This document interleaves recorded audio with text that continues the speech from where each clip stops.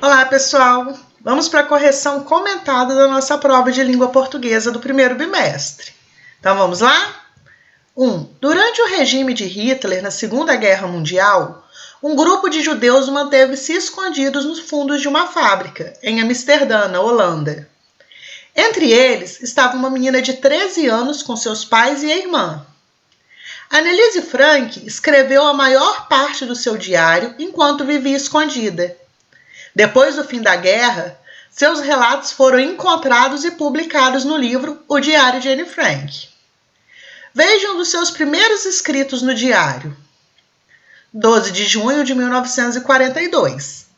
Espero poder contar tudo a você, como nunca pude contar a ninguém. E espero que você seja uma grande fonte de conforto e ajuda. Então aí está a capa, do livro Diário de Anne Frank. Então vamos às questões. Com base nessas informações, assinale V para as afirmações verdadeiras e F para as falsas. Então vamos. O diário é um tipo de relato pessoal? É sim, gente. O diário é um tipo de relato pessoal. Por quê? Porque narra, a vida da pessoa, os acontecimentos daquele dia que a pessoa passou. B. Um relato pessoal não se relaciona com as experiências vividas? Não, ele se relaciona com as experiências vividas. Então, a questão é falsa. C. O relato pessoal pode ser escrito sobre outra pessoa? Não, o relato pessoal é escrito sobre a pessoa que está escrevendo, sobre o autor. Então, é falsa. E D. Os fatos descritos no relato ocorreram no passado? Sim, ocorreram no passado. Leia o texto a seguir. O preconceito existe. Em março deste ano, eu estava em uma loja procurando um presente para minha mãe e carregava um caderno que ela havia comprado lá mesmo no outro dia. Aí chegou uma segurança e foi logo me acusando de roubo. Revistou minha bolsa e, como não tinha nota fiscal comigo, fui levada ao juizado de menores. Só quando minha mãe apareceu com o comprovante é que fui liberada. Eu fiquei muito nervosa. Nunca tinha sido acusada de roubo, nem sido xingada por ser negra. Foi a minha mãe quem fez me ver que isso era racismo. Ainda bem que nem todo mundo é assim, racista. Eu tenho orgulho de ser negra. Estou feliz com a cor que Deus me deu. Isabela Santos, 14 anos, Salvador. Isabela e sua mãe moveram uma ação contra a empresa por racismo. A juíza Maria Santiago condenou a loja a pagar a Isabela R$1 milhão de indenização por danos morais. Este texto foi retirado do relato da discriminação Blogspot. Então, 2. O relato pessoal de Isabela Santos denuncia. O relato pessoal, ele denuncia a necessidade de sempre carregar a nota fiscal dos produtos que você adquire? Não, esse não é o foco do texto, do relato da Isabela. B. O preconceito racial vivenciado pela menina, que foi acusada de roubo por causa de sua cor da pele? Isso sim. O relato pessoal denunciou. A Isabela denunciou que ela foi acusada de roubo simplesmente por ser negra.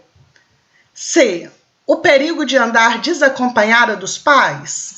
Não, que isso nem foi citado no texto, D. O roubo do caderno efetuado pela menina? Também não, porque a menina não roubou o caderno. E a importância de as lojas manterem uma segurança rígida e revistarem os clientes para evitar roubos. Erradíssima também, então a certa é a letra B. Vamos para a próxima.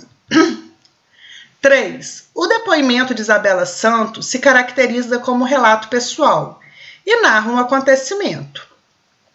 A. O acontecimento do relato que nós lemos, da Isabela Santos. Ele é insignificante e que só interessa a família e aos amigos de Isabela? Não é isso. B. Raro, pois há poucas manifestações de preconceito racial no território brasileiro? Claro que não. Todos os dias, infelizmente, diariamente, nós temos manifestações de racismo. C. Engraçado, pois houve um desentendimento causado pela falta de uma nota fiscal. Gente, de engraçado, o relato não teve nada, né? Então, D. Significativo, pois mostra que uma boa segurança pode proteger sua loja de ladrões. Erradíssimo, porque até a segurança abordou a Isabela pela simples questão da cor da pele dela. Ou é um acontecimento significativo e que interessa a todos que se preocupam em combater com preconceito racial no Brasil. Então, a resposta correta é a letra E. 4. O gênero relato pessoal é considerado como A. Uma forma de comunicação escrita entre pessoas íntimas, separadas por longas distâncias? Não é. O relato pessoal não é uma carta, né? Não é uma comunicação escrita entre pessoas íntimas. Eu posso escrever para um leitor específico que tem interesse naquilo que eu escrevi, a respeito da minha vivência. B. Um registro cotidiano e periódico das experiências e dos sentimentos do autor em caráter confidencial? Também não. Um relato pessoal não precisa ser escrito em caráter confidencial. C. Um texto de suporte oral ou escrito, isso nós vimos na aula, né? Um relato pessoal tanto pode ser oral como pode ser escrito, que conta episódios marcantes da vida do autor e que tem uma relevância para a comunidade. Então, a C está correta. Um texto que apresenta a vida de uma pessoa, contando a sua história de trajetória, desde o seu nascimento até a sua morte? Não, gente, o relato pessoal não precisa contar o acontecimento de quando nasceu até a morte. Pode até ter um ou outro que tenha isso, mas não é uma característica, tá bom? É um texto em que o autor narra histórias fictícias e fantásticas, em que os protagonistas são inspirados em pessoas reais? Também não, porque o relato pessoal conta a história daquela pessoa. Então, a resposta correta ficou realmente a letra C. Leia o texto do relato pessoal abaixo e identifique a opção que consiste na melhor interpretação de seu conteúdo. Eu nasci de pai pedreiro e mãe costureira. Aprendi a trabalhar desde muito cedo. Aos 7 anos eu já costurava e arrematava para ajudar minha mãe. Aos 12 já trabalhava como servente de pedreiro de meu pai, em serviços na nossa casa. Mas eu gostava de estudar, é o que me dava mais prazer, e me tornei uma advogada. O nome disso é determinação e vontade de vencer. Por tudo isso e muito mais, sou respeitada hoje. Então vamos para a questão. A autora busca mostrar a importância de aprender a realizar tarefas de menina e de menino? Não, ela falou que na infância ela realizava essas tarefas, mas esse não é o fato principal. B. O relato traz uma história de pobreza e superação. Mostra que não importa a origem da pessoa, mas sim sua determinação em vencer.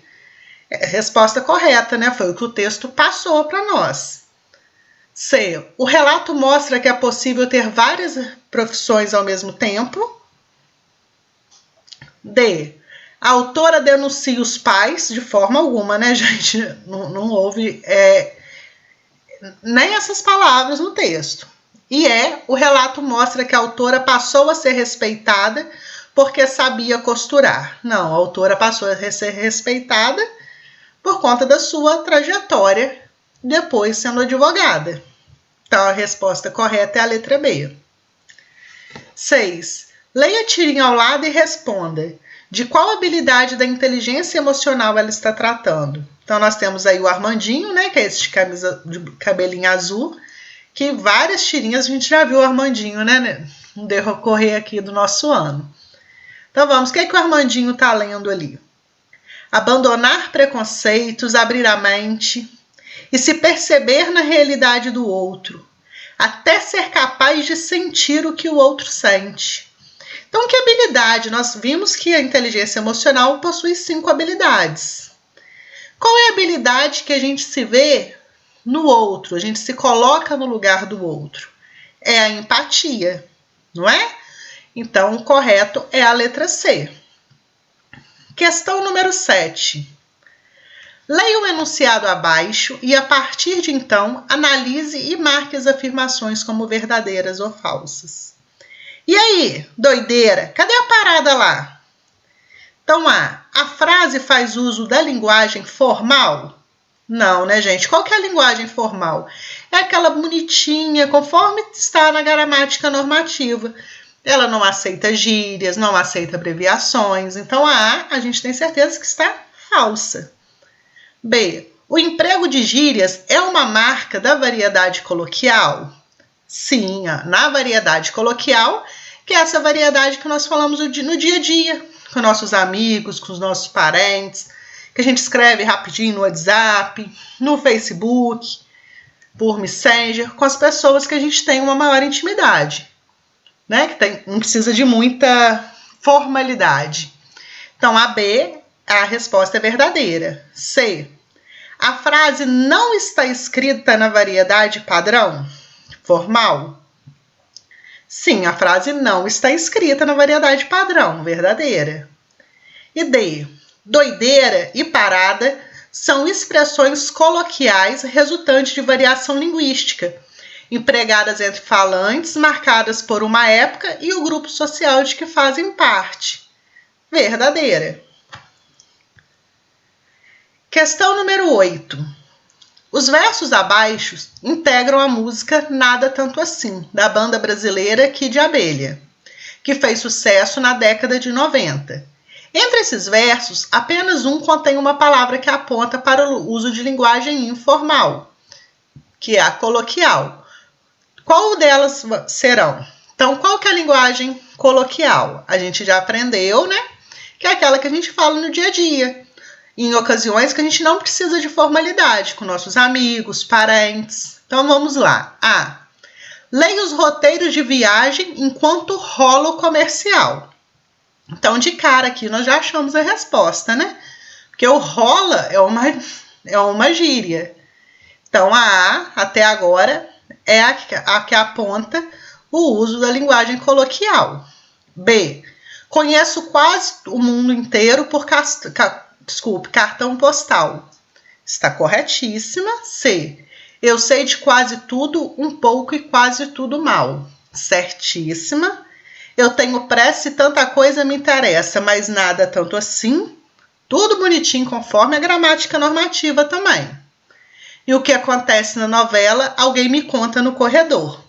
Também está certinha. Só corrigir aqui no A, gente, que estava maiúsculo, perdão. Então, vamos para a questão 9.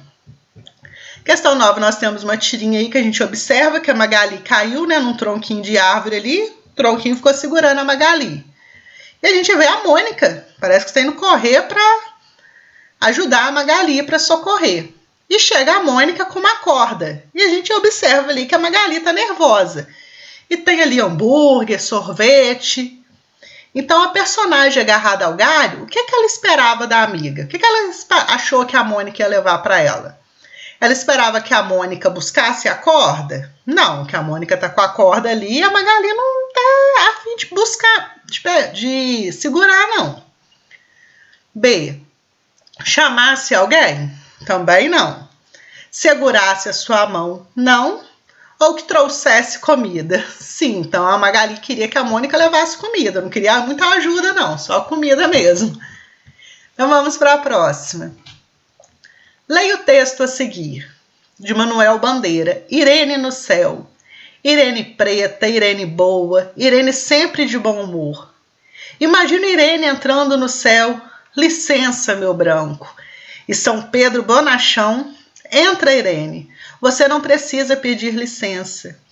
Então, o assunto do poema é a revolta de Irene com São Pedro? Não, com certeza, né, gente? A Irene não está revoltada com São Pedro. B. O encontro de Irene com São Pedro? Sim, tá aqui falando, né?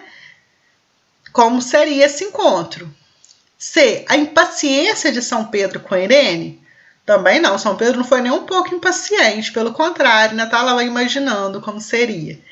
E D. A discussão entre Irene e São Pedro, que também não houve nenhuma discussão. Então, com certeza, a resposta correta é a letra B. 11. A gente sempre observar quando tem o incorreto, quando a resposta que não é verdadeira.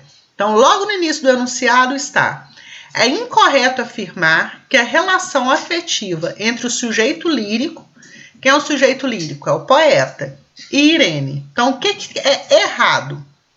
Que não faz parte desse texto. Ele faz com que a descrição dela seja permeada pela visão carinhosa dele? Sim, a gente observa, na hora que a gente lê, a gente já percebe ali o carinho, né? B. Toma uma linguagem mais simples que mostra a relação entre ele, o sujeito lírico, e Irene. Sim, a gente vê ali a linguagem, embora seja uma linguagem padrão, né, da variedade padrão, mas a gente vê ali uma linguagem bem simples. C. É responsável pelo tratamento informal dado a uma entidade religiosa, São Pedro? Sim, a gente observa ali esse tratamento informal dado a São Pedro, até pela simplicidade de Irene, né? E D. É um mero disfarce das desigualdades entre brancos e negros. A gente não foi falado sobre desigualdade, né? Na questão de cor, então a resposta é a letra D. Vamos para o próximo. 12. Leia a narrativa abaixo com atenção especial ao tipo de linguagem utilizada. Depois marque V para as opções verdadeiras e F para as falsas. Ela estava muito brava com o namorado. Simplesmente havia flagrado uma conversa dele no WhatsApp, em que ficava muito clara a razão pela qual ele havia faltado ao último encontro. Beto. Que isso, véi? Tá parecendo casado? A patroa mandando legal, né? Vai tá tudo liberado. Mulher, serva da boa, a molecada toda lá. E o namorado da Bel. Não dá, velho. Você não conhece ela. O tanto que ela tem de bonita, tem de ruim. Eu sou chonado nela. E o Beto. Geral aqui tá te zoando, cara. Tu morreu pra vida. Se não vier, você esquece nós, velho. Tu morreu pra nós. E o namorado da Bel. Não faz assim, meu amigo. Nossa amizade é de infância. Vou ver o que faço aqui. Precisamos conversar sério. Então, a letra A. As falas do Beto podem ser consideradas como situadas dentro da linguagem padrão? Não, né, gente? Que a gente observa ela bem coloquial, né? Com o uso de gírias, abreviações. B. As falas do namorado da Bel são coloquiais, com exceção da última, que é a linguagem formal? Sim, aqui a gente observa a linguagem coloquial. E logo no finalzinho ela tá toda da variedade padrão, toda corretinha. Então tá certa. D. Desculpe, C. Apenas o narrador do texto utiliza apenas a linguagem formal? Correto. Porque, embora Beto também tenha falado a linguagem formal, mas logo no início ele falou, né? Ele utilizou a variedade coloquial. D. Bel descobriu que o namorado havia ido para a festa encontrar o Beto e outros amigos. Sim, logo no primeiro parágrafo a gente observa isso, né? E é falsa. A Bel utiliza a linguagem padrão para se comunicar. Então, não existe no texto nem a fala de Bel, né? Então, a é falsa. É isso. Parabéns a todos que fizeram a prova, parabéns a todos que acertaram e até mais.